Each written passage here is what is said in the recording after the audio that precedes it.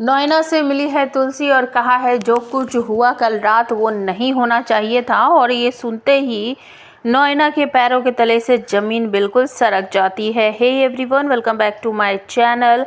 क्योंकि सास भी कभी बहू थी 2 के अपकमिंग एपिसोड में आप सबको देखने को मिलने वाला है कि रात भर मिहिर गायब था और जब वो सुबह वापस आता है तो बहुत बुरी सी कंडीशन होती है उसकी।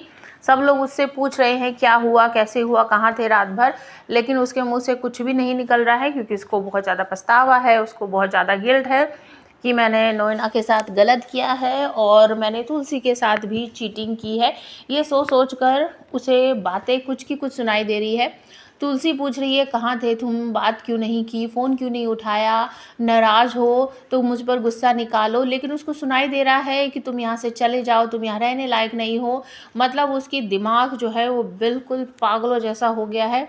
बोल कुछ रहा है, कोई उसे सुनाई कुछ दे रहा है और वो अपने कमरे में जाता है। और उसके बाद जब करण और हेमंत में बाताबाती होती है तो वो ये भी कह देता है कि हाँ बिल्कुल ठीक है, जब रिश्ता नहीं चल रहा है तो अलग हो जाने में फ़ायदा है। इस टॉपिक पर एक वीडियो बनाया था मैंने, ज़रूर देख लेना।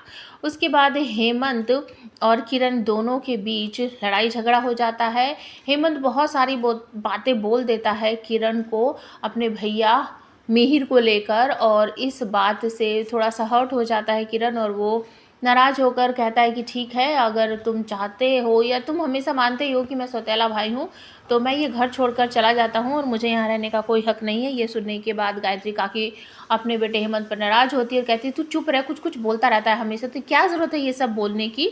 और तभी किरण मिहिर से मिलने जाएगा और मिहिर उससे खुद ही पूछेगा क्या तू किसी अच्छे लॉयर को जानता है क्या।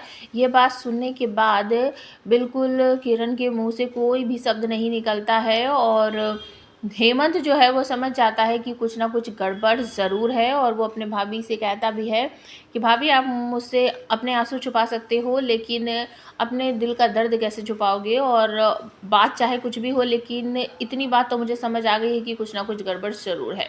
तो तुलसी अब जाएगी नोएना के पास उससे मिलने, उसको बताने, उससे पूछने, उसको समझाने कि कल रात जो कुछ भी हुआ वो ठीक नहीं था, ऐसा नहीं होना चाहिए था। दोनों परिवार के बीच इतनी दोस्ती थी जो वो एक ही झटके में टूट गई। अंगद को ऐसा नहीं करना चाहिए था। बस ये वर्ड सुनते ही नोएना की जान में जान आ जाती है और उसे एहसास हो जाता है कि कल रात जो कुछ भी मिहिर और उसके बीच हुआ वो कुछ भी मिहिर ने तुलसी को नहीं बताया है और जिसकी वजह से नोएना की हिम्मत और भी बढ़ जाती है कि शायद अब मिहिर के मन में मेरे लिए कुछ ना कुछ भाव ज़रूर है। तो ये सीरियल कैसा लगता है आपको, प्लीज़ कमेंट करके ज़रूर बताना।